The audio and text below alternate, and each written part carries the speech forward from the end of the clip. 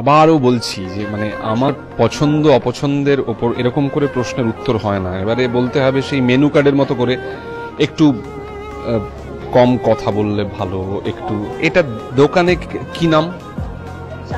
শালিনী। তুমি জিজ্ঞাসা করো না, এটা তুমি আর কোনোদিন কাউকেই জিজ্ঞাসা করো না, কারণ তোমার নিজেরও তো বিয়ে হবে। তো তখন দেখবে একটা সময় তোমার খারাপ লাগবে যখন তোমাকে কেউ জিজ্ঞাসা করবে যে তোর বর কেমন বউ চায়, তখন তোমার নিজেকে পণ্য মনে হবে, মানুষ নয়। তো কোনোদিন জিজ্ঞাসা করো না। আমরা যখন দোকানে জিনিস কিনতে যাই তখন জিজ্ঞাসা করি যে এটা মিষ্টি কম হবে তো, বা এই চাটা ভালো হবে তো, এটা কতক্ষণ ফোটাতে হয়। মানুষ, নারী হোক পুরুষ হোক, পণ্য নয়। ফলত এগুলো ওই ক্যাটাগরাইজ করে হয় না। এগুলো এক একজন মানুষ এক একজনের সঙ্গে আসে, একসাথে থাকে, ভালোবাসে, তাদের মধ্যে প্রেম হয়, একসাথে থাকার চাহিদা তৈরি হয়, তারা বিয়ে করে।